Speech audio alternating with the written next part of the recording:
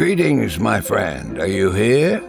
Welcome to the Paul Leslie Hour, episode number 1101. What say you join us for a sharp chat with the dapper Roger Stone, political powerhouse and style maven, revealing his top tips on men's fashion, political commentary, of course. Oh, and a word or two about the new menswear line, the Roger Stone Collection by Taylor on Tap. Hey, come on, let's suit up and listen in. Well, ladies and gentlemen, it is our great pleasure to welcome Roger Stone. Breitbart.com says Stone is one of the best known and best dressed political insiders. Meanwhile, MSN.com says Stone is possibly the most dangerous man in politics. So let me ask you, Mr. Stone, which one do you identify with more? Look, that's a comment from the radical left. I'm a warrior for the things I believe in. I was put through hell by the phony Russian collusion hoax, which we now know, based on the declassification of documents by Tulsi Gabbard, was a fraud to begin with.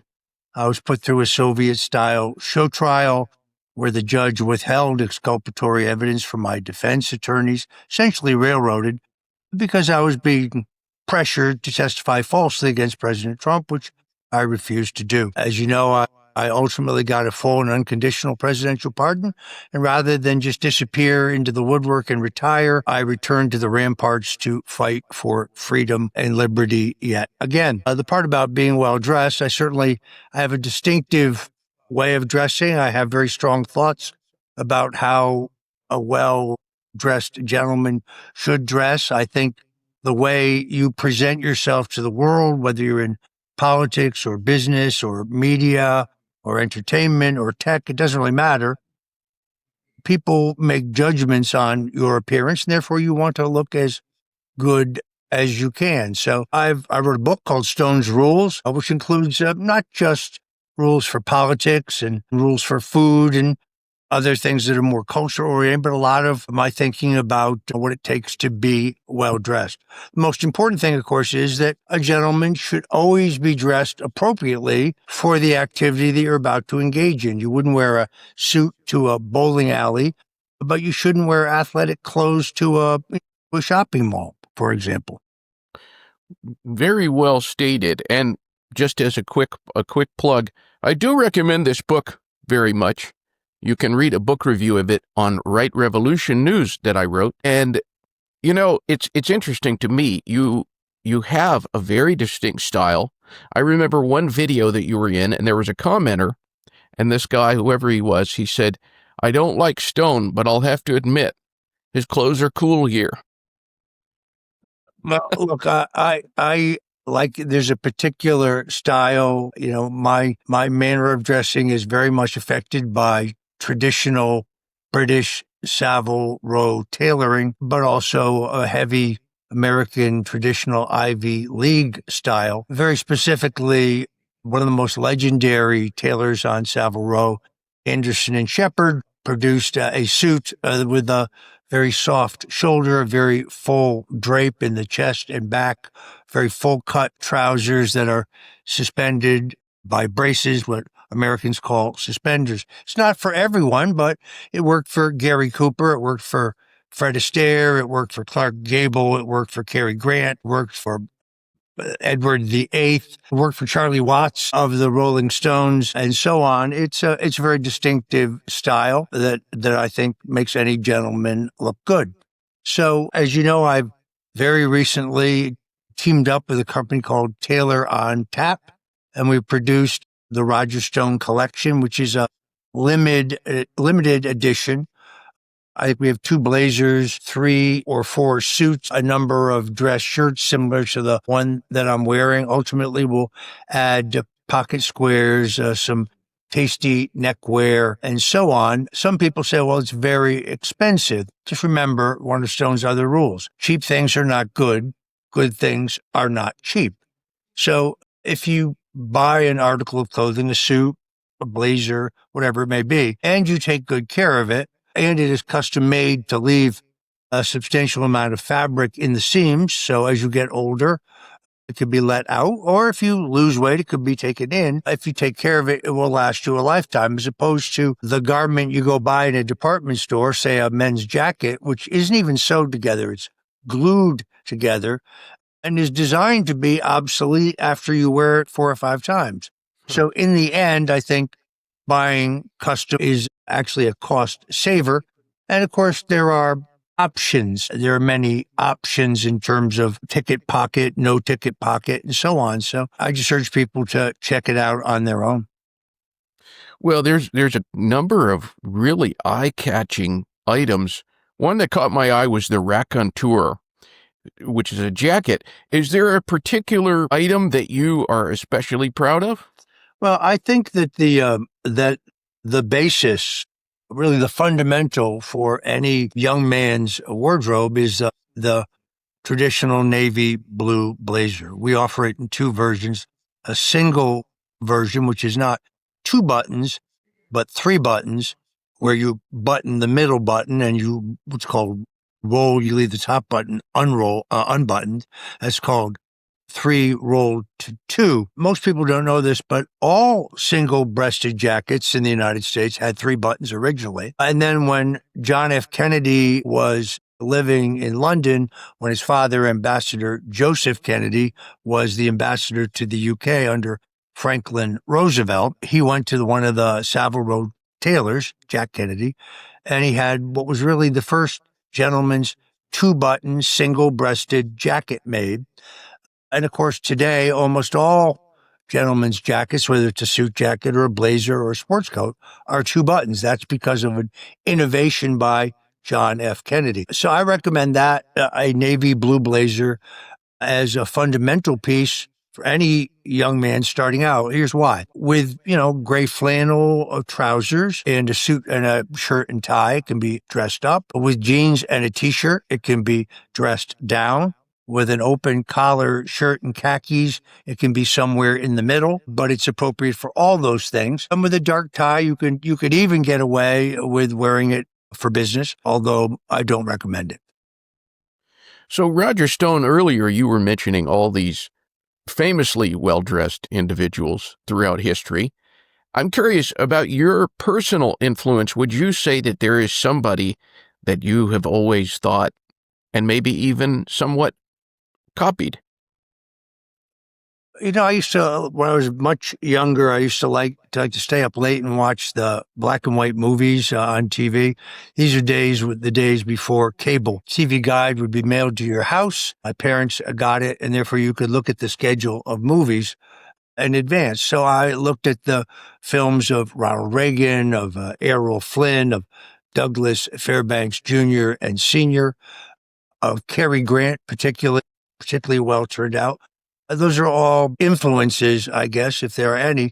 I don't copy any one person's style. I have my own style. And of course, I don't expect everyone to dress like me, nor do I advocate that. What I'm saying is you need to effectuate your own style. The other thing that's interesting, of course, is that people say to me, well, I'd love to, but I can't afford it. It all looks very expensive. I've written a long piece about this at stonezone.com because you can go online to websites like Etsy.com or there's a second one that I like, Poshmark.com. And with some careful shopping, you can buy either gently used or never used clothing, designer clothing, quality clothing, Brooks Brothers, for example, many others, at very reasonable prices.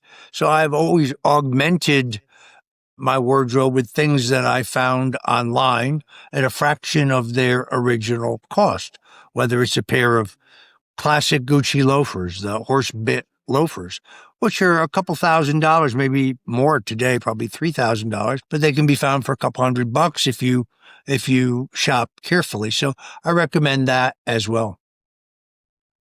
Now, one of the things you talk about in the Stone's Rules book here is, and I thought this is absolutely spot on. You said, if you're not an athlete, do not wear a jersey.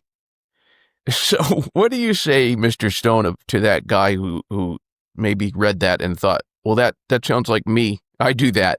That person who thinks that they are just helpless when it comes to fashion. What would you say to that young man? Look, I admit to you, that may be a little harsh. If you're going to a tailgate party to watch a football game and you're cheering on one specific team and you feel like you want to wear a jersey, fine. Don't wear it to a five-star restaurant. Don't wear it to church. Don't wear it on dressier occasions. But look, even I've loosened up my rules over time. There was a time when I would never wear a cowboy hat, or I thought they should only be worn west of the Mississippi. Today, a good-looking cowboy hat in the right place can be all right. I used to say cowboy hats are like hemorrhoids. Eventually, every asshole gets one. But I don't feel that way anymore. Well, congratulations are in order. I saw on X, which I recommend everybody if you're not following. It's at Roger J. Stone Jr., Jr. Thank you for that. 36 years of marriage, you and Mrs. Stone. Congratulations. There's so much advice that people give, relationship advice, marital advice. What is your takeaway after 36 years? I'm trying to find a specific link here for you. But it's really pretty simple. I mean, look, my wife is a Cuban American, so she has known firsthand the horrors and the brutality of communism. Her family lost everything in Cuba. It is absolutely true that through everything I went through, she's been my rock. She was always the one there. They were pressuring me to testify against Trump and saying, "Oh, we'll make all of your problems disappear. All you've got to do is lie. All you've got to do is say, sign this, say this." I never really thought about it, but before I could even speak, she would say, "Out of the question." And there were times when I was pretty angry, pretty frustrated, pretty fatalistic. She was the one who really was my major cheerleader.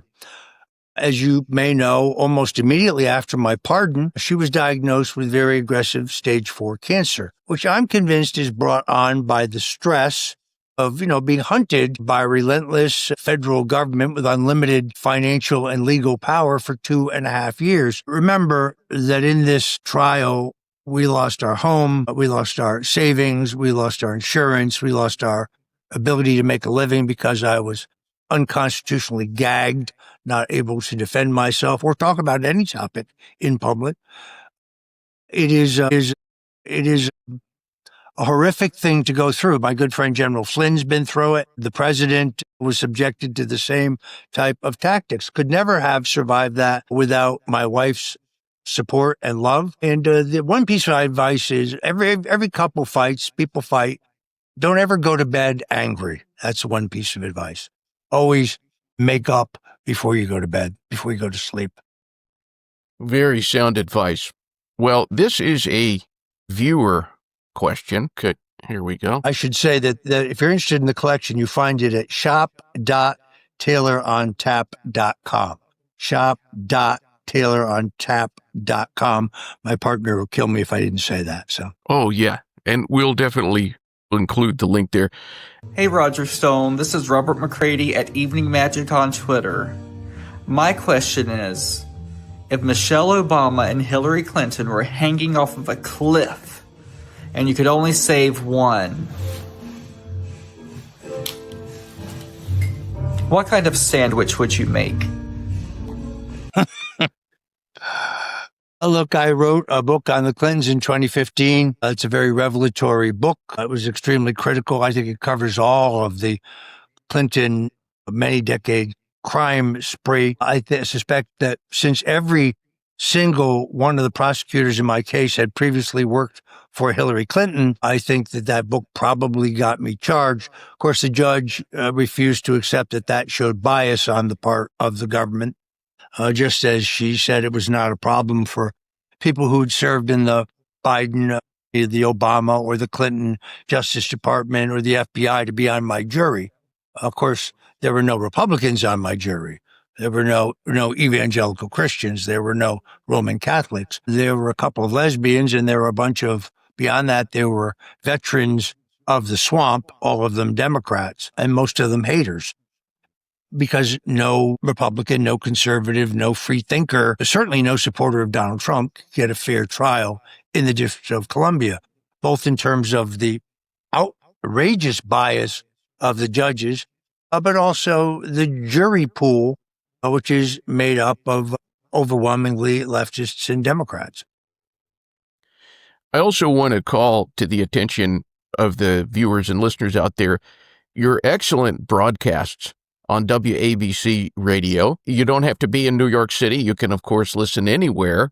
But you've had a number of compelling guests through the years, from my friend Robert Davi and, up and down the line.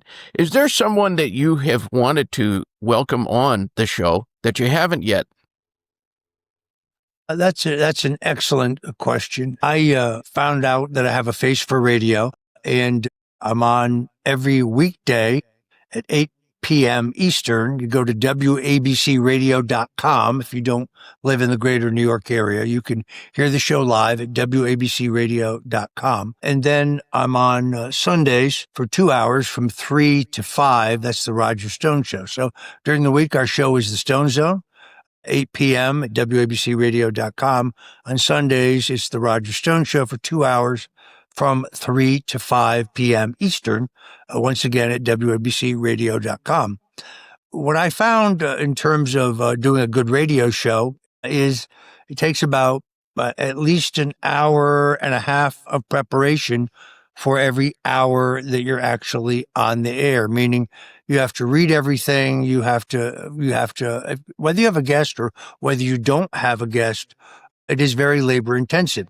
The good news is, of course, that you could be doing the show in your underwear and nobody would know. Or you'd have to worry about whether you shaved or not, or whether you're having a bad hair day and so on. So there is that advantage. You ask a very good question. I've been very blessed. The president's been on my show. The vice president's been on my show. Tulsi Gabbard, whom I very greatly admire and respect, has been on my show. At this point, given everything happening in this hemisphere, Venezuela, Honduras, Cuba, I would really like to have Marco Rubio on the show. I think he would be a great guest. Now, there's someone whose politics I didn't agree with 10 years ago, but who I think has emerged as one of the most effective members of the Trump cabinet. So he's either had a substantial change of heart, because he used to be, an unabashed neocon, yet today he's helping implement President Trump's vision for peace and trying to avoid endless foreign wars. So I'd like to ask him about his evolution. I think his opposition to communism in this hemisphere is something I really admire. So there's somebody I'd like to have on the show. No doubt a lot of people out there are familiar with the documentary Get Me Roger Stone. I'm curious from you, was there one part of that you thought was particularly unfair, or something that you think maybe led to a misconception about you? It's, generally speaking, not a bad film. I mean, the guys who made it were trying to screw me, but I think they failed. It's entertaining.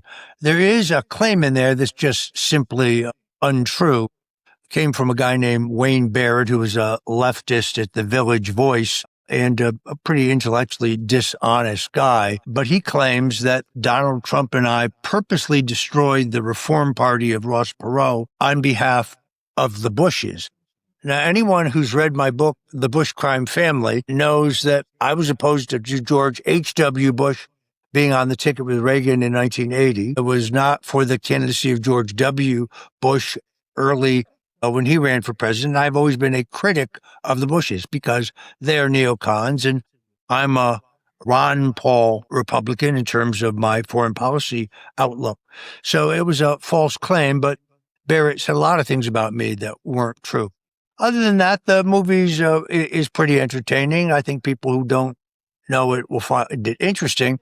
Does point out that I was probably the first or maybe the second person in the country to suggest that Donald Trump should be a serious candidate for president. All the way back in 1988, I recognized that Trump had the courage and the stamina and the size and the independence and the audacity and the courage to challenge the political establishment, that he was not tied to the problems of the past, that he was not a neocon. And Ultimately, of course, I tried to get him to run again. I first tried to get him to run in 1988, then I tried to get him to run in 2000.